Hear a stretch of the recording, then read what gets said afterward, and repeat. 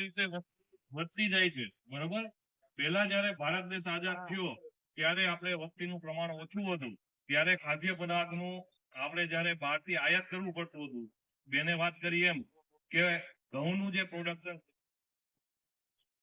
પેલા આપણે લાલ ઘઉં બહારથી અમેરિકાથી મગાવતા હતા, જે અહીંયા પ્રાણી પણ ના ખાય એવા ઘઉં ખાતા હતા.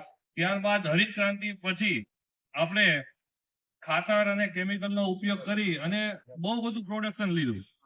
પણ આજની તારીખમાં 2024 ની વાત કરું તો એની આડઅસરો પણ ખૂબ જ છે. જે બેન વાત કરી પંજાબમાં કેન્સર ટ્રેન, બરોબર. તો હું તમને 5 કે 10 જ મિનિટ લઈશ, પણ હું તમને ઉદાહરણ આપું કે જંતુનાશક તો પેલા અવશેષ, જંતુનાશકના અવશેષ કોને કહેવાય? તમે કોઈ પણ વસ્તુનો છંટકાવ કરો અને તમે પાકની કાપણી પછી જે તે અવશેષ મૂળ સ્વરૂપમાં રહે એને જંતુનાશકના અવશેષ કહેવામાં આવે છે, બરોબર.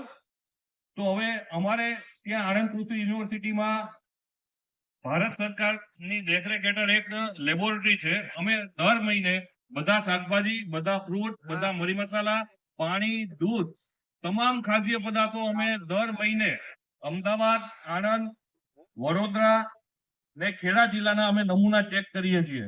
તો મિત્રો તમને આશ્ચર્ય થશે કે તમે જે શાકભાજી ખાવ છો, બરોબર, તો એમાં જંતુનાશકનું પ્રમાણ કેટલું આવે છે? કયા શાકભાજીની અંદર સૌથી વધારે જંતુનાશકના અવશેષ જોવા મળે છે? એવી રીતે ફળ પાકોની અંદર પણ આ જ વસ્તુ છે.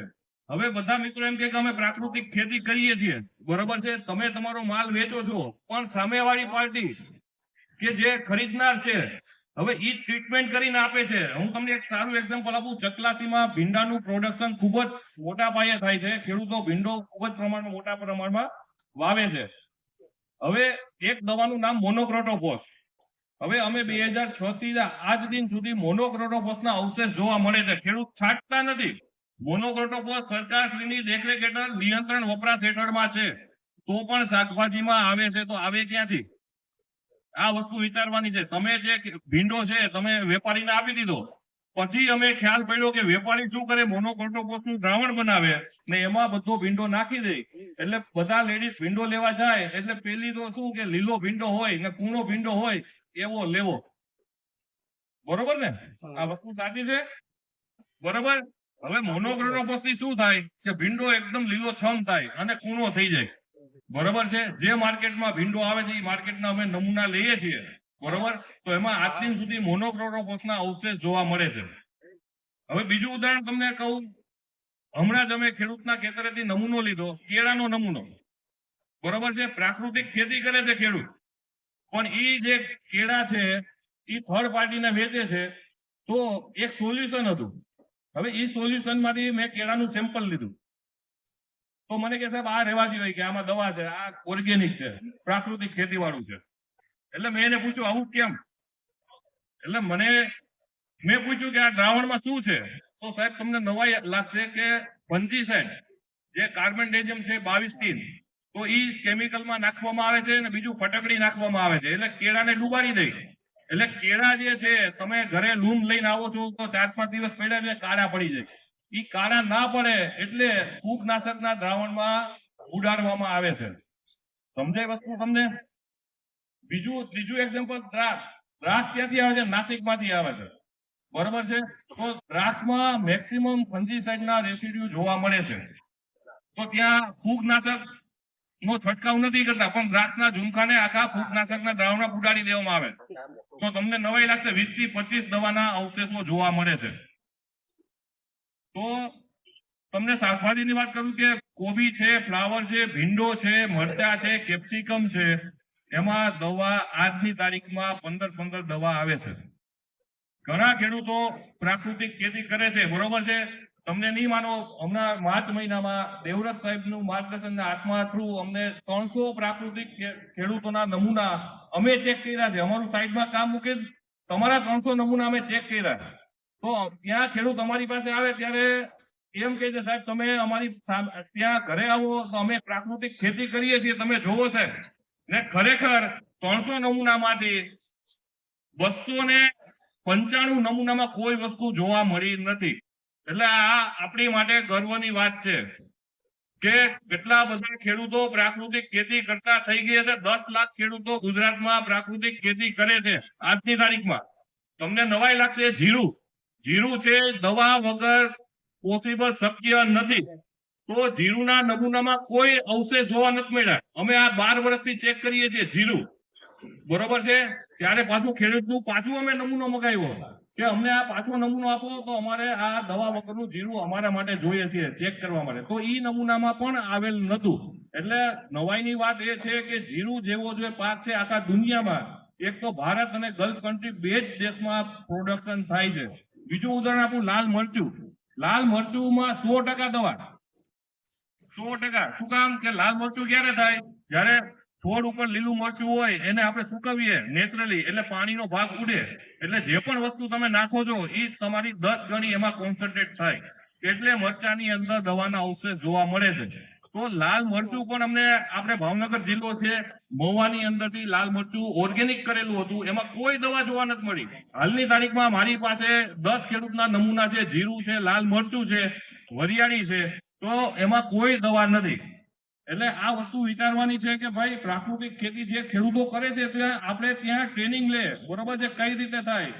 વાત પેલા ખેડૂત મિત્રએ કરેલી કે ભાઈ તમારી 10 વીઘા હોય તો 1 વીઘામાં તમે પ્રાકૃતિક કરો. એક યાદ રાખો કે જીવાત છે, તો ચોમાસામાં જીવાત કેમ ઓછી હોય? તમે ખાલી પાણીનો છંટકાવ કરો તો પણ જીવાત મરે છે. આ વસ્તુ એક યાદ રાખો, બરોબર છે. તમે જીવાત આવે કે રોગ આવે એટલે પેલા ક્યાં જાવ? તમે સીધા એગ્રો સેન્ટરે પહોંચો. એગ્રો સેન્ટર વાળા શું કરે? આ જીવાત આવી એટલે દવા તમને આપી દેશે, બરોબર છે. તો નજીકના જે આપણા ખેતીવાડી ખાતું છે, બરોબર છે, એમાં પણ બધા વૈજ્ઞાનિકો છે, જિલ્લા પંચાયતની અંદર પણ ખેતીવાડી ખાતું છે. તો ત્યાં તમે પૂછો કે સાહેબ આ પ્રોબ્લેમ છે તો આના માટે શું કરાય, બરોબર છે. હવે આ અવશેષો તો બહુ બધા આવે છે, બરોબર છે. બીજું તમને 4 કોમોડિટી કે જે 4 જે આપણા છેલ્લા છે ને 10 વર્ષમાં કોઈ કન્ટ્રી ચેલેન્જ ના કરી શકે એટલું પ્રોડક્શન છે આપણા ભારત દેશનું. પણ મોટો પ્રશ્ન શું આવે છે? અવશેષ. અવશેષ આવે એટલે આપણું કન્સાઇનમેન્ટ રિજેક્ટ થાય. આજની હમણાંની તારીખમાં તમે ન્યૂઝમાં વાંચ્યું હશે, તલનો આપણે મસાલા જે આપણા છે ભારતના મસાલા, બરોબર, સ્પાઇરન છે ને સિંગાપોર થી રિજેક્ટ થયું, તો એમાં અવશેષ આવ્યા છે ના ઈટીઓ, કે જે મેડિકલ ની અંદર સ્ટરીલાઇઝ માટે જે વપરાવામાં આવે છે, ઈ ઈટીઓ જે છે એ આપણે આની અંદર ફ્યુમિગેશન કરવામાં આવે છે. તો યુરોપિયન કન્ટ્રી વાળા જે યુરોપ કન્ટ્રી છે, તો એ જે એમાં કહે કે ભાઈ આના અવશેષ છે, આનું રિજેક્ટ કરો. બીજું છે તલ. તલનો લોટ મોટો રિજેક્ટ થયો તો એમાં જંતુનાશકના અવશેષ હતા. બધા ખેડૂત, કારણ કે એપીએમસી ની અંદર બધા ખેડૂતનો તલ ભેગો થવાનો છે, ત્યાંથી એપીએમસી થ્રુ માલ આપણો બહારના દેશમાં જવાનો છે. હવે ત્યાર પછી ખબર પડી, અમે નમૂના લીધા, તો તલની અંદર આજની તારીખમાં પણ જંતુનાશકના અવશેષ આવે છે. ત્યાર પછી અમે ખેડૂતને પૂછ્યું, તો ખેડૂત તલ કાપીને ખેતર ઉપર ઉભા રાખે છે, એમાં જીવાત ના પડે એટલે એમાં ક્લોરપાઇરિફોસ ને ક્વિનાલપ્રોપિન ડસ્ટ જે પાવડર રૂપમાં આવે છે ને એનો છંટકાવ કરવામાં આવે. તમે વિચાર કરો, જે માલ તૈયાર થયો છે, તમે તમારા માલને બચાવવા માટે તમે આ વસ્તુ કરો છો, પણ ઈ જે માલ છે ઈ આપણા બધાના ખોરાકમાં જવાનો છે, બરોબર છે. વસ્તુ આ છે, આ સમજવાની જરૂર છે કે પાકની કાપણી પછી કોઈ પણ વસ્તુનો છંટકાવ કે કરવો જોઈએ નહીં. ત્રીજું છે આપણું ચોખા. અહીંયા ચોખાનું વાવેતર વધારે થાય છે. ચોખા જે છે આપણો માલ એક્સપોર્ટ થાય છે. દુનિયામાં સૌથી વધારે ચોખાનું પ્રોડક્શન આપણા ઇન્ડિયામાં છે. તો આપણો ચોખાનો લોટ પણ એમાં ફંજીસાઇડ ને લીધે આપણું રિજેક્ટ થાય છે. ચોખાની અંદર બહુ બધી જીવાતને રોગ આવે છે, તો ચોખાનો લોટ પણ આપણો રિજેક્ટ થાય છે, બરોબર. ત્યારબાદ ડુંગળીની વાત કરું તો ડુંગળી પણ સૌરાષ્ટ્રની અંદર એટલું બધું પ્રોડક્શન છે, એ બધું પ્રોડક્શન નાખવું ક્યાં? સમજાય વસ્તુ? એટલે આપણું ડુંગળી પણ એક્સપોર્ટ થાય છે. યુરોપિયન કન્ટ્રી વાળા ના પાડી દીધી કે ભાઈ આના ડુંગળીની અંદર જંતુનાશકના અવશેષ છે, નાસિક વાળા પણ ડુંગળી અહીંયા વેચવા આવે છે. એટલે વસ્તુ આ છે કે ભાઈ જંતુનાશકના અવશેષોને લીધે આપણી જે કોમોડિટી છે કે છેલ્લા 10 વર્ષ સુધી કોઈ કન્ટ્રી ચેલેન્જ ના કરી શકે, બરોબર છે, તો અવશેષને લીધે આપણી જે પ્રોડક્ટ છે એ પાછી આવે છે.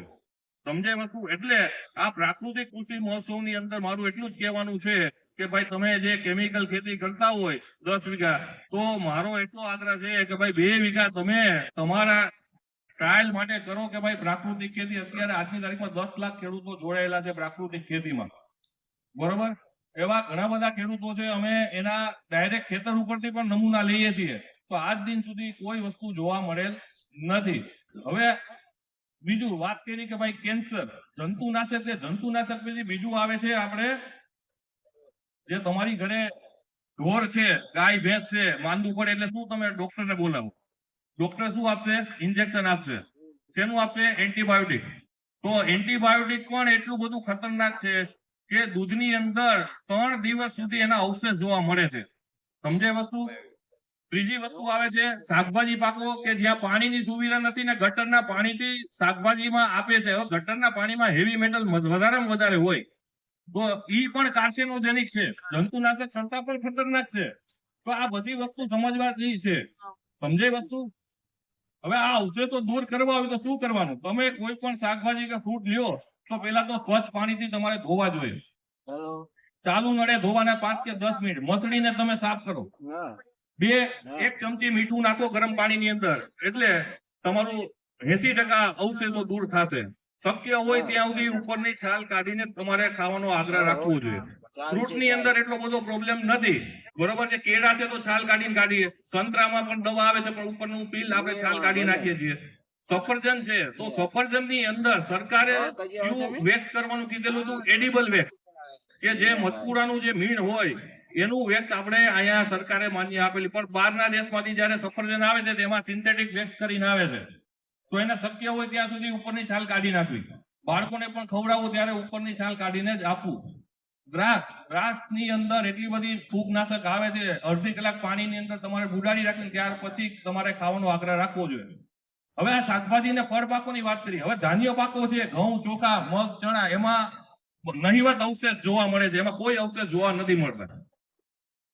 હવે તમને બે વસ્તુ કહું, આપણા ભારત દેશમાં સૌથી વધારે જંતુનાશક એટલે કે કીટનાશક વાપરવામાં આવે, જ્યારે દુનિયામાં નીંદણનાશકના અવશેષો વધારે પ્રમાણમાં જોવા આવે છે. WHO નો રિપોર્ટ હમણાં આવેલો છે 6 મહિના પહેલા, કે અમેરિકાની અંદર માણસના યુરિન, પેશાબના નમૂના લીધા, એમાં બધા નમૂનામાંથી નીંદણનાશકના અવશેષ જોવા મળ્યા. એટલી બધી નીંદણનાશક છાંટવામાં આવે છે ત્યાં એરિયલ સ્પ્રેથી, બરોબર છે. ત્યાંનું પાણી પણ એટલું બધું કોન્ટામિનેશન વાળું છે કે નીંદણનાશકના અવશેષ જોવા મળે છે. જ્યારે આપણે ગુજરાતની ને ભારત દેશની વાત કર્યું, અમે આખા ગુજરાતના પાણીના નમૂના ચેક કરીએ છીએ, તો આજ દિન સુધી પાણીની અંદર કોઈ અવશેષ જોવા મળેલ નથી.